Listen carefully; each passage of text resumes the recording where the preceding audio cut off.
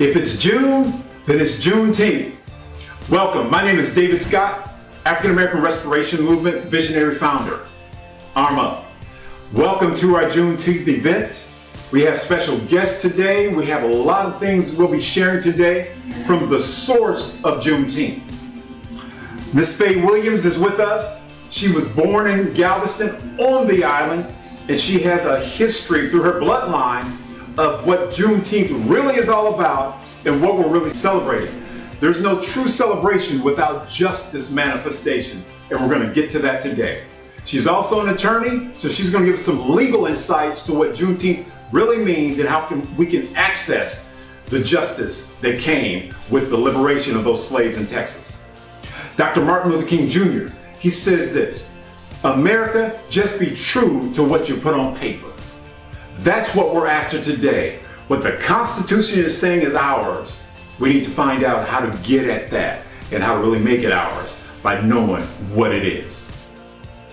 For us to realize how things changed once President Abraham Lincoln was assassinated, and how some attitudes that were on the verge of being moved and the country could have become a lot easier to connect with had Lincoln lived and implemented his strategy. But once he was assassinated, taken off the scene, then some of those old attitudes just kind of hardened. And so I appreciate your insights into the struggle that it took for 2 years for Texas to finally acknowledge that the world had changed.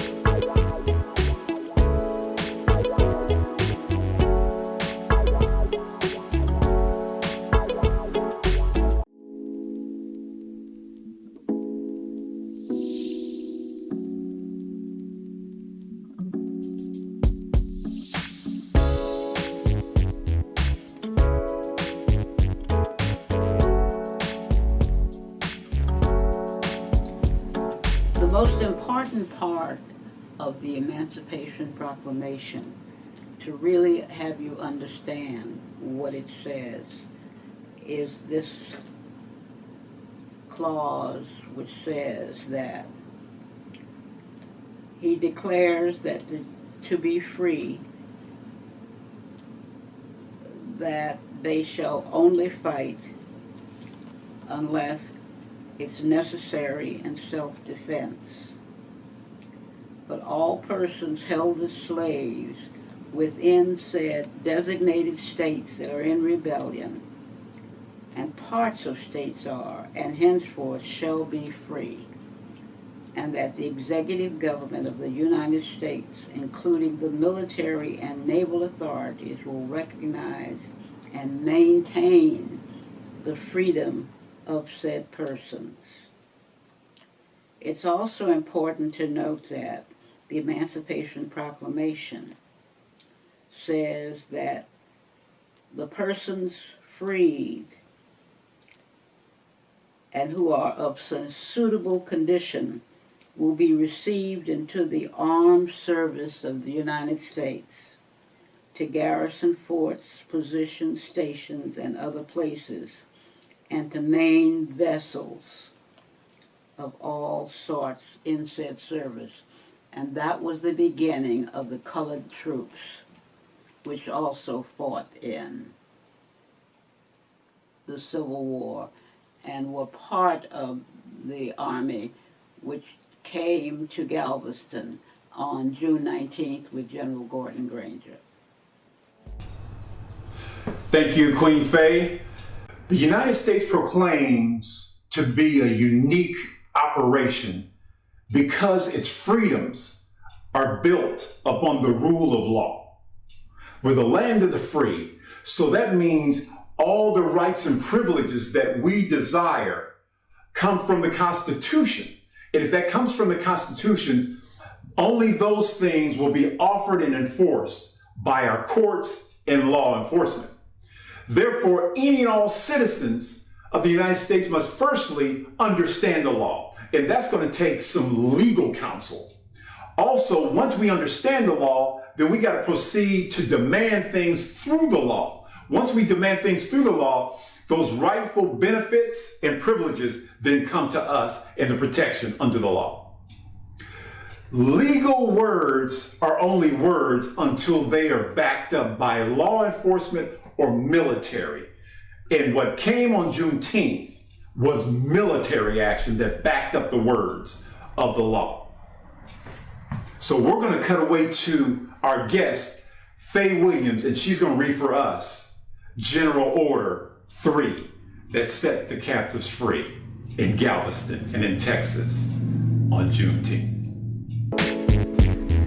The most important thing which came out of the Civil War, when Texas was the last state of the 11 Confederate states to fall, was General Order 3. And it was issued on June 19, 1865, and says, from the headquarters, District of Texas, Galveston, Texas, June 19, 1865, the General Orders Number 3. The people are informed that in accordance with the proclamation from the Executive of the United States, all slaves are free. This involved an absolute equality of personal rights and rights of property between former masters and slaves, and the connection therefore existing between them becomes that between employer and hired labor. The freedmen are advised to remain at their present homes and work for wages. They are informed that they will not be allowed to collect at military posts, and they will not be supported in idleness, either there or elsewhere. And it's by order of Major General Gordon Granger and F.W. Emory, Major, the Army of the Republic. But that is the origins of Juneteenth, when the Union Army arrived to free the slaves, and the Emancipation Proclamation was then over 2 years old. But the war had continued, and this was the last place of the 11 Confederate states at the holdout.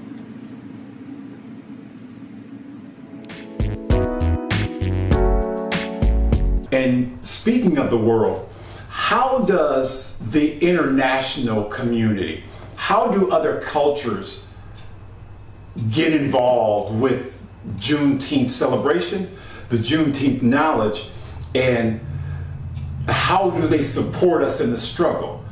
We're looking forward to hearing your response to that, because I recognize that Galveston is a port, as you call it. It's an island, so that ships are coming in, international trade is happening down there. So it was easy to bring slaves and cargo into the country at Galveston. Also, in Brazil, 4 out of 10 slaves ended up in Brazil. And they came through the port of Salvador Bahia. And it was the same type of setup. It was easy access to enter into Brazil with cargo and with slaves. So I realized geographically the power of the location of Galveston, and so the impact that the military would have if they broke the back of Galveston with the General Order 3. The rest of the nation would take notice that something had changed. And if you defy this constitutional right of life, liberty, and the pursuit of happiness to Africans and African Americans and those former slaves, then there's justice to be paid. So I appreciate you delving into deeper truths about what it took and what strength of character it took for our people to truly stay right on target to get freedom for us all. So let us know how other cultures can get involved. What do you think they are required to know in order to have an authentic connection with us when it comes to Juneteenth? Well, I would say that in order to fully appreciate the full meaning of Juneteenth, you have to go back to the time and the conditions under which it was spawned. This nation had to engage in a civil war. That means that the so-called American settlers who came to this country from Europe, basically Western Europe, occupied the land, enslaved the people of color, took the land from the Native Americans. The rest of the people who immigrated here after the fact do not understand a lot about the beginnings. They celebrate the 4th of July without realizing that when the country was founded, it was founded using slave labor and taking the land from the Native Americans. But there were also people running from difficulties, war, famine, segregation in other parts of the world, which is why America attracted people from Asia, other than Western Europe. The Eastern Europeans did not come until later. The people from Mexico, well, what we know as Mexico, we call them immigrants now. But we have to understand at one point Texas was part of Mexico. And many parts of this country at the time of the Civil War were not a part of this country. They were territories, or in terms of Texas, they were part of Mexico. But also other parts of this country, for example, we bought Louisiana from the French in 1803. And that's how Louisiana became a part. But the whole western part, New Mexico, California, and everything, they were really part of Mexico. And the people who settled there, I was on a panel with a woman whose family had been in the western United States since the 1500s, and she reminded a lot of the Anglo-Americans that they came to her ancestral territory.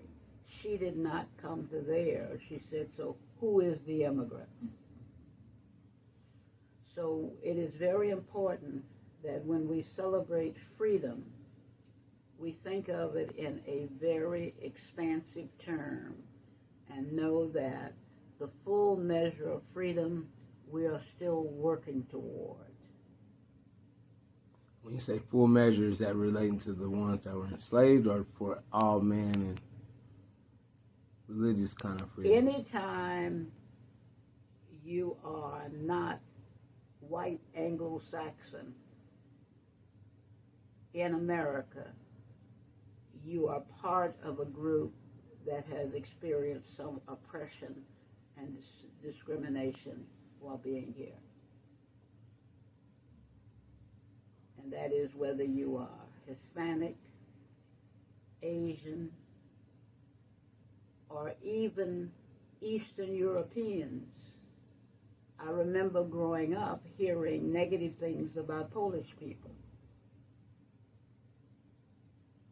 They're from the eastern part of Europe, not France, England, Germany, which is where the earlier settlers to this country came from. But they too were fighting oppression and discrimination, particularly religious bigotry. And the people who were Catholic were not deemed to be fully accepted.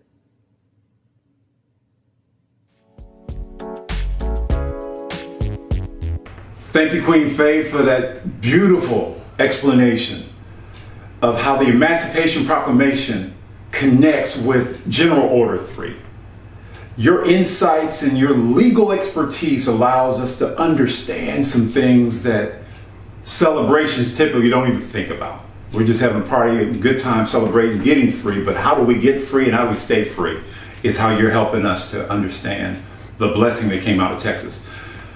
And I know we're gonna hear from you again here shortly.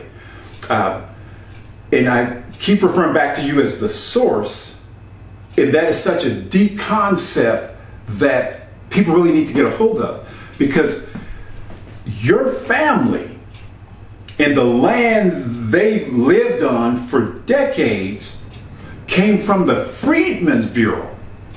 And the Freedmen's Bureau was a sort of a version of 40 acres and a mule that was pretty much reparations being paid out to the former slaves, so that they could begin their lives and begin to seek their own dreams and ambitions here on U.S. soil.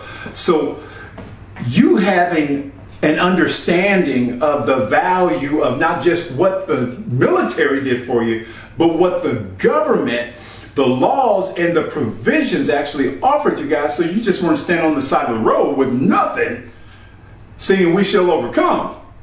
But you actually were able to put some things in practice to allow some things to be established for your people and generations to come. So you being there at the source is so dynamic, and I'm taking it in and absorbing it, and I'm hoping all those that are participating with us today are absorbing what this really means.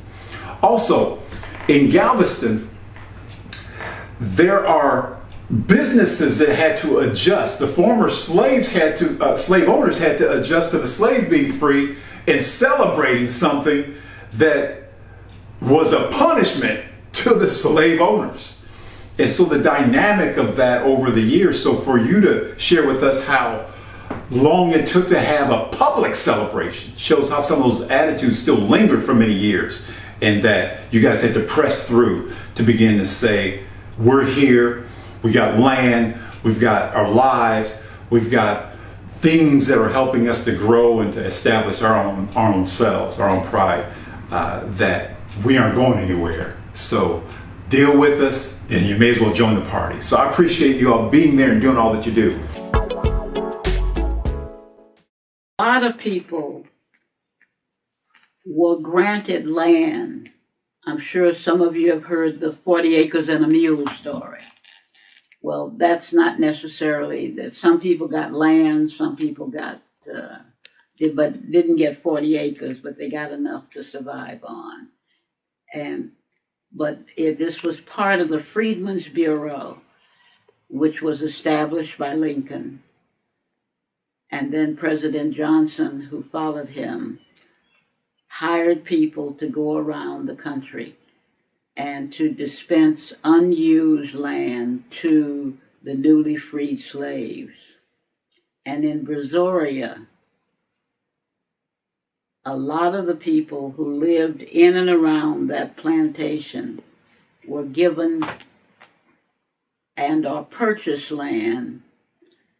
And again, the folklore is the man who was the Freedmen's Bureau staff person in the Sweeney area was a man named George Ruby.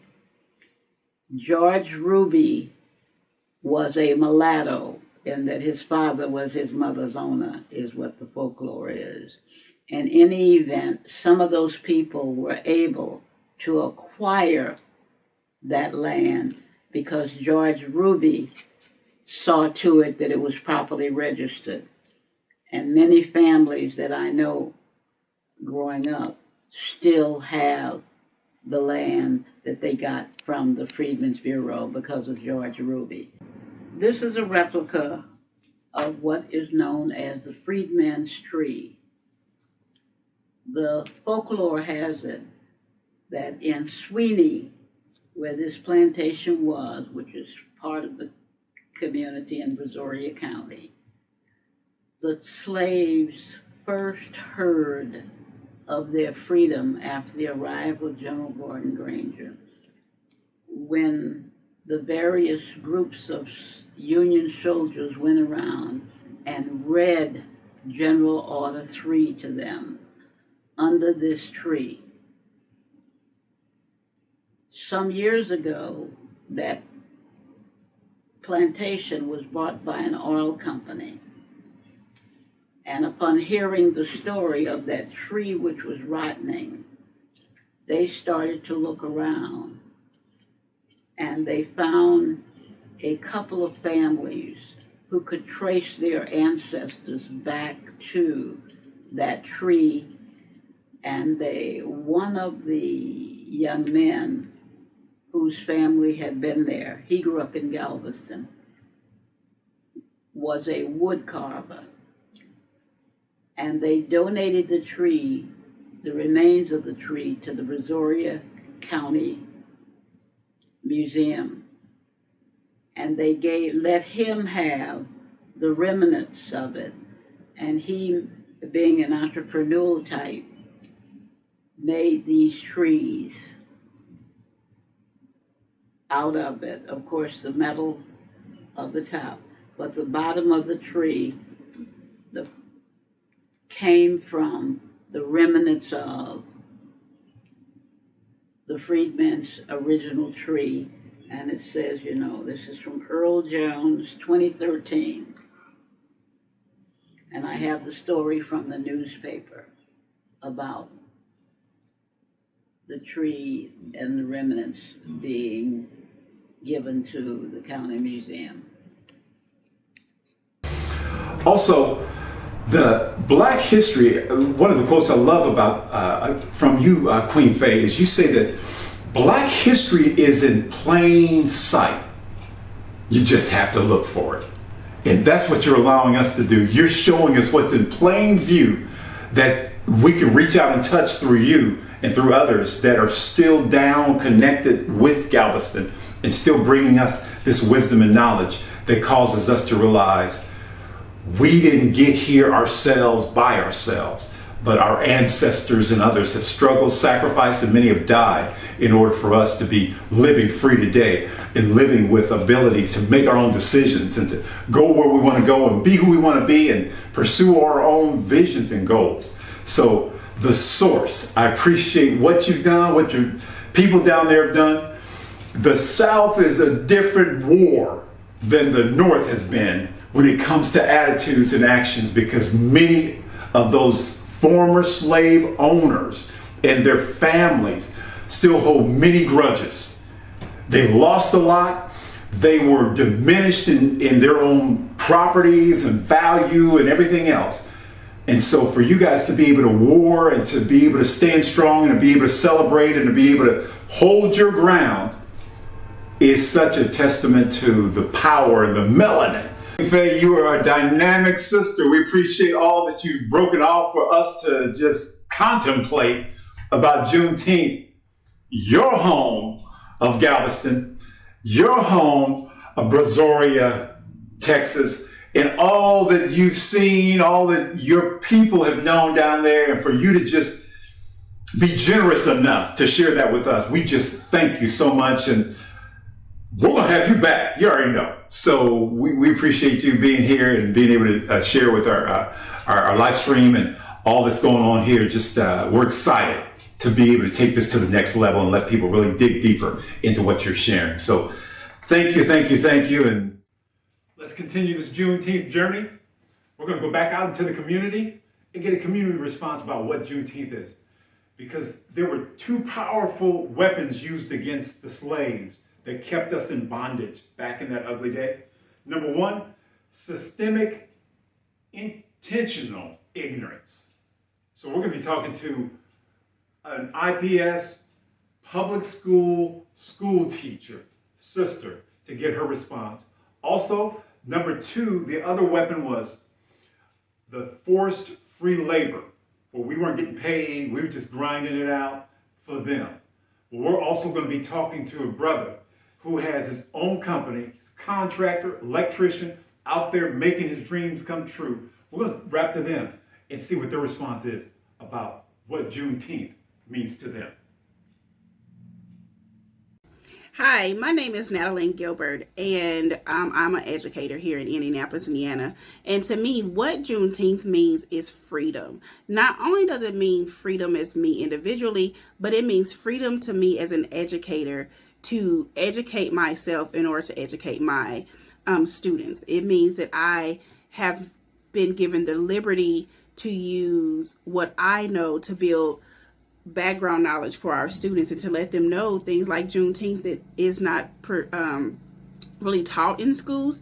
But I believe that as educators, we have an obligation to go and learn for ourselves, deal with our own biases, and then bring that into the classroom in a way that the students can understand.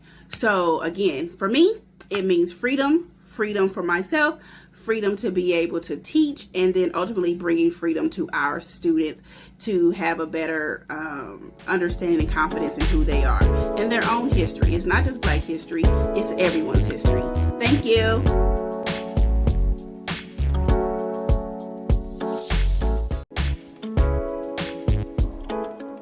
My name is Jonathan Banks, and what Juneteenth means to me. Juneteenth to me is a time for our people to be able to celebrate something that was made by our people. It's a way for us to have something of our own in this country, a tradition of our own, annual celebration of our true independence. And a lot of the holidays we celebrate aren't ours. They don't belong to our people. They don't honestly don't have anything to do with Black people. But Juneteenth itself, it's empowering to me because it's something that I can tell my kids and my sons and the youth that I mentor that this celebration, this annual Independence Day is for you. This is what you celebrate to know and to recognize, not just the day that we were actually, all the slaves were set free, but this is a time to reflect on exactly, what your ancestors went through, what they had to overcome, all the things that we were actually taught, and the real truth behind it. So for me, Juneteenth is, like I said, it's something new to me, actually. I just now started celebrating maybe about 2-3 years ago, and maybe heard of it about 3-4 years ago, but it really didn't resonate with me. It really didn't hit me until I started learning the history behind it and what it actually means and what it could mean for our future generations, and them just being able to be empowered by that movement and that day and that celebration and be able to have something of their own.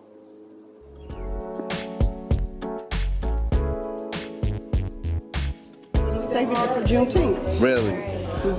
So What was it about? yeah, when was your first celebration? First of all, what's your name? My name's Marilyn Arnett. And my story is different because I'm a social worker and a teacher. So I've known about Juneteenth for a long time. For a long time. And so From your parents or what?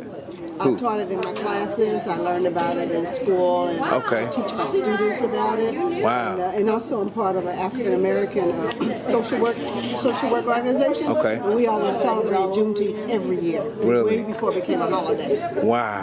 So yes, I got all my Juneteenth stuff, my clothes, and everything. And that was when in Texas, the people in Texas first found out that slavery was over. Mm-hmm. Slavery had been over, what, a year or so? I think 2 years. 2 years, and everybody else knew slavery was over, so there were no masters anymore. But they didn't tell the people, the blacks in Texas, because they wanted to continue having them as slaves, getting their free labor. Mm-hmm. So the 19th of June was when the word first got out there to Texas that they were no longer slaves. And so that's why it's called Juneteenth, and that's why it's celebrated, because that's the first time that those blacks in Texas who've been worked to death found out that they were no longer slaves, that people have been getting free labor for them for all that time. So that's why Juneteenth is celebrated. So it was more centered around making sure the last one got to the word, Yes. not necessarily the purpose. Yes, got the word that you are no longer And you slaves. lived in Texas. You knew about Juneteenth. Yeah, They've been it was celebrating. more in Texas, a big thing, right? In Texas, they've been celebrating it forever in Texas before it moved to the other. And then finally, it's a holiday now. So people follow it now. Like this place is closed. This library is closed the whole weekend. Right. Are they doing something here, or are they just closed? No, it's closed. It's a legal holiday. The president made it a national holiday. Right, I saw that last year, and I'm seeing people, like, I just asked this young man. People are getting 2 days, aren't they? Yeah, 2 days. Yeah, Friday and Monday? Whatever. Sunday and Monday. This Sunday and is usually open on Sunday. Right. When I lived in California, I had a friend from Texas, and she cooked all this food and everything, and she was like, "You don't know about Juneteenth?" And I was like, "Nope." I barely know about these other A holidays. lot of people don't know about it, really, still. To this day, a lot of people still don't know. But like we barbecue 4th of July, they have a big thing for Juneteenth. It's cooking for days, you know. Yep, We- so that's why. We're planning a live stream. No. I love lobster. Tell me. I'm allergic, so I wouldn't be planning that one. A live stream on the 22nd. So we're doing it. We're doing it this month, but we're doing it after the actual official date. But we're trying to just have discussions like this. The organization is called AARM Up. It stands for African American Restoration Movement. And I got a flyer. I'm gonna give everybody Get one. us some of their reparations. Well, that's one of the questions being pushed. And that's another question that we're looking for people to respond to. Well, you know, California, Governor Newsom, he's already started looking at some bills to get it become a law. Right. He's the most progressive one trying to get that.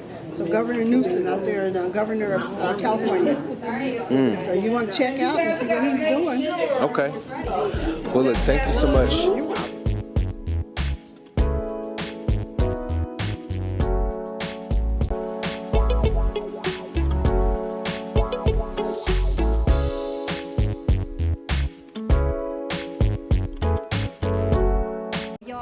Trải qua 150 năm về trước.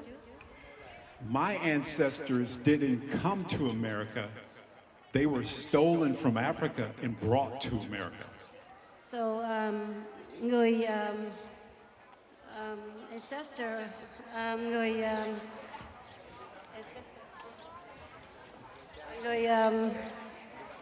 Take a chance. tổ theo người tổ có giống như theo cái gốc của ổng David cho đến ngày hôm nay. Tổ sư. So, my ancestors built this country for free as slaves. So, tổ của người Phi Châu giống như làm cho đất nước Mỹ được tự do. So today, Juneteenth we celebrate the last slaves that were in Texas that finally were free. Hôm nay Juneteenth tức là ngày giải phóng tự do cho người Phi Châu ở bên thành phố ở tiểu bang Texas. So Vietnamese know how difficult life can be and how to work hard to achieve. Người Việt Nam của chúng ta cũng trải qua rất nhiều khó khăn nhưng mà để đạt được thành công cho đến ngày hôm nay. And African Americans know the same thing, how to work hard and achieve against all odds. Người Phi Châu cũng vậy, họ cũng phải làm việc rất là khó khăn và trải qua cũng rất là khó khăn và so sánh với những nước khác thì họ cũng đã rất là vất vả để có được ngày tự do hôm nay. So I consider Vietnamese my brothers and sisters because we all know something, we know how to win. Ông nói là người Việt Nam của mình cũng giống như là anh em của người Phi Châu của ông. Xin một tràng pháo tay ạ. America is not an easy country to be included in. So, nước Mỹ không phải là một nước dễ dàng để cho cộng cái người Phi Châu hoặc là công nhận người Phi Châu. So I thank you for coming to America and working hard and dealing with difficulties to fit in. So, ông cảm ơn cho tất cả những người của nước ổng tới nước Mỹ và cũng trải qua rất nhiều khó khăn để cho nước Mỹ công nhận. And to build a temple, a Buddhist temple that is passing on knowledge and wisdom to help Americans become better is even more difficult. Và để xây dựng một ngôi chùa và giúp cho người Mỹ hiểu được cái nguồn gốc của Phật Pháp cũng rất là khó khăn. So I celebrate with you today because what you have done has helped us as Americans to be better. Sư phụ giúp chúng con là người Việt Nam cũng giúp cho chúng tôi là người Phi Châu. So I have one last request. Tôi có một cái đòi hỏi yêu cầu. Since the Buddha is the example to follow, and we follow him. So, giống như Phật là một thí dụ để cho chúng tôi theo chân Phật. I encourage you to follow Master Teen's example closely because she's the Buddha for us. Tôi khuyên các bạn nên theo bước chân của sư phụ để thực hành đạo Phật của chúng ta. America is built on a dream. Nước Mỹ cũng là một nước tự do. But we need reality to see the society change. Chúng ta cần cái thực tế để thay đổi cuộc sống hiện tại của chúng ta. So be true to your vows, be true to the Dharma, be true to the Sangha, be true to the Buddha. Đạo Phật là nói lên cái sự thực tế trong ba ngôi Tam Bảo, đó là Phật Pháp Tăng. And we will all help the world stop suffering and start celebrating. So, chúng ta nên cố gắng để giúp đỡ cái thế giới sẽ không còn đau khổ và chúng ta sẽ Party. celebration. Congratulations, An Lag Temple, and thank you, Master Ting Su Su. Chúc mừng An Lạc Temple. Nam mô Thank you, sư phụ. Ariya Phật. Thank you. Thank you so much, Reverend Scott David, for your wonderful speech. Thank you.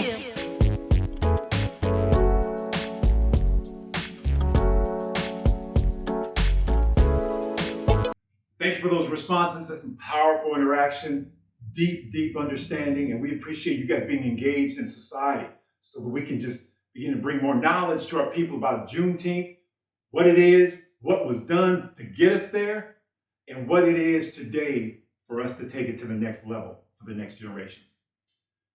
This has been a great time with you all today. Thank all of you for tuning in with us, plugging in, being about what we're about today on this whole Juneteenth celebration. You know our slogan, If it's June, it's Juneteenth, and that's what we're celebrating today. I want to thank you all. Also, I know you want to hear more Queen Fay. We're going to have videos. We've got some things that you can tap into. We've got a YouTube page, AARM Up. Go there. You'll be able to check some things out. We also have our website, armup.org. Jump on there. Get involved in the movement. Get involved in the movement. It's time to enlist with AARM Up. So get involved with us. Get on our Facebook page, AARM Move with 2 A's. Let's do this together. We have to bring the tribes together so that we can walk together towards freedom, liberty, and justice. So let's let Juneteenth catapult us into a new understanding, new inspiration on what we can be by just coming together, working together, and being about the real. So we thank you. Just keep motivated. That's my thought for you today as the founder of African American Restoration Movement. Stay motivated, stay focused, and don't get caught up in just information that hasn't been documented. Get to a real source. Do your research to find out what it is that's true. Build on that, because when you build on that, we'll build something that lasts now and later generations to come. Thank you so much for hanging out with us. I'm David Scott, visionary founder of the African American Restoration Movement. AARM Up.